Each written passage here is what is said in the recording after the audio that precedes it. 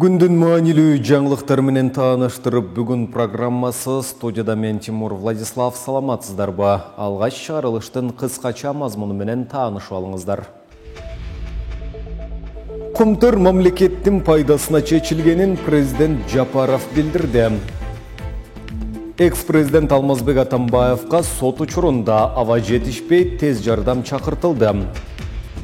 Турак жай ала албай калган жарандар Ихсан кооперативине нааразы.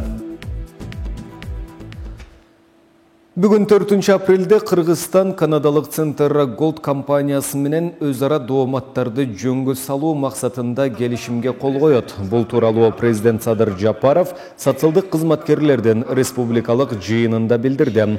Мамлекет башчынын айтымында кол коюу кечки саат 18:30 түз эфирде көрсөтүлөт. Тынч, эч кандай соттошуусу жок, ажырашып жатабыз. Биздин пайдабызга чечилип жатат. Кумтөр жана андан башка 30дан ашуун алтын кен чыккан бош жаткан жерлерибиз бар. Бардыгын мамлекеттин менчиги катары өзүбүз иштетебиз деп көчмөндөр мурасаттуу холдинг түзгөнбүз. Ошол кендердин бардыгын өзүбүз ачабыз. Кумтөр сыяктуу алтын кендерди өзүбүз иштеткен үчүн, ишенген үчүн айлык акыларды көтөрүп жатабыз, деди Жапаров. Центра Голд компаниясы башкарып келген Кумтөргенин Кыргыз өкмөтү былтыр 2021 жылдын май айында өз карамагына алган. Буга компания экологиялык эбегейсиз чыгым келтиргени жана ири суммада салыктарды төлөбөй келгени негиз катары көрсөтүлгөн. 5 апрелде Кыргыз-Кытай чегарасы коңшу өлкөдөгү майрамга байланыштуу убактылуу жабылат. Бул тууралуу улуттук коопсуздук боюнча мамлекеттик комитеттин чегара кызматы билдирди. Маалыматка ылайык, Кытай тараптын демилгеси менен Цинмин фестивалын майрамдоого байланыштуу Торугар жана Эркечтам өткөрмө бекеттери автоунааларды жана жүктөрдү өткөрүүнү убактылуу токтотот. Өткөрүү пункттары 6 апрелден тарта кадимкидей режимде иштей баштайт. Нарындын Торугар өткөрмө бекети аркылуу Кытайдан күнүнө 100 жүк ташуучу автоунаа чыга баштаганын 24 мартта президенттин Нарын облусундагы ыйгарым укуктуу өкүлүнүн басма сөз кызматы маалымдаган. Пандемия башталгандан бери Кыргызстандын жүк ташуучу автоунаалары үчүн Кытай менен чектеш жерде жүк жүктөөчү жай уюштурулган. Ал жерге чейин Кытайдын жүк ташуучулары контейнерлер менен товар алып келип беришет. Сот отуруму өтүп жаткан учурда мурдагы президент Алмазбек Атамбаевка аба жетишпей, анын негизинде тез жардам чакыртылды. Бүгүн 4 апрелде Бишкек шаарынын 1 май райондук сотунда 2020 жылдын 5, 6, 9 октябрындагы башаламандыктарга байланыштуу соттук отурум уланып жатат. Сот отурумуна камактагы мурдагы президент Алмазбек Атамбаев менен президенттик аппараттын мурдагы жетекчиси Фарид Ниязов алынып келинген. Алмазбек Атамбаев сотто журналисттердин суроосуна жооп берип жатып, ага жасалып жаткан мамилени майдачылык деп атаган. Ал анын түрмөдөгү шарты Сооронбай Жээнбеков тушундагыга караганда жакшы экенин билдирген. Түштөн кийин экс-президенттин адвокаты Сергей Слесарев журналисттерге маалымат берип, Атамбаевдин кан басымы түшүп кеткенин билдирди. Анын айтымында Атамбаевди тез жардам кызматы менен номер 47 колонияга алып кетишти. Тез жардам кызматы дагы жөн жерден чакырылган жок. Дарыгерлер биринчи жардам көрсөтүштү. Кан басымын текшерип, жүрөгүн электрокардиографияга тартышты. Абалы туруктуу эмес. Эртең октябрь окуяларына байланыштуу соттук отурумга катышабы же жокпу белгисиз, деди жактоочу.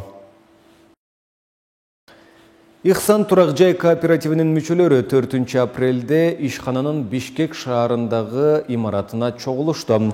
Чогулгандар каражат берип, бирок кезеги келгенине карабай турак жай ала албай калгандыгын билдирип жатат. Айрымдары Ихсандан акчасын кайтарып берүүнү талап кылышты. Кооперативдин өкүлдөрү нааразылык тууралуу комментарий бере элек. Буга чейин бир нече турак жай кооперативдерине дагы ушундай эле нааразылыктар айтылып, милицияга арыздар болгон. Бишкекте Белый дом KG, Ошто Эслайн турак жай кооперативинин жетекчилери алдамчылыкка шектелип кармалганын милиция кабарлаган.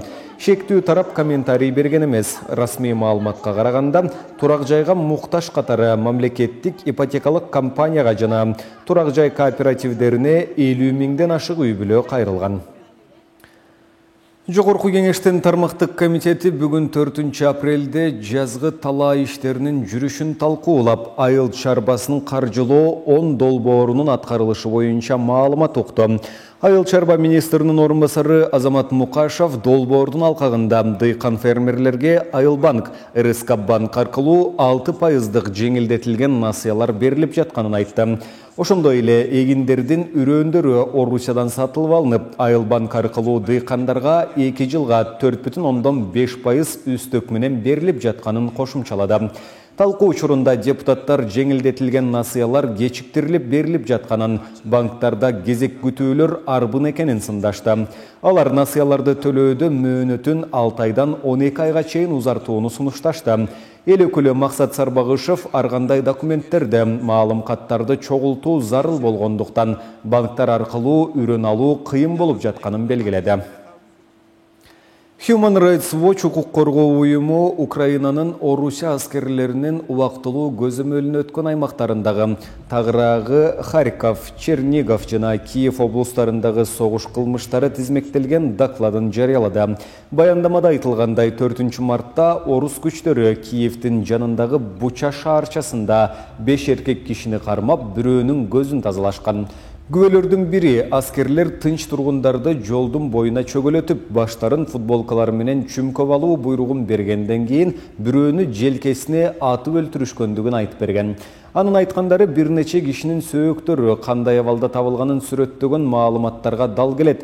6 мартта Ворзел деген жерде орус аскерлери аткылоодон качкан тургундар жашырынган жертөлөөгө түтүн шашкасын ыргытышкан. Алар сыртка чыга качканда аскерлер бир аялды 14 жаштагы баласы менен кошо атып салышкан. Бул маалыматты маркумдар менен чогуу жашынып отурган бир киши берген.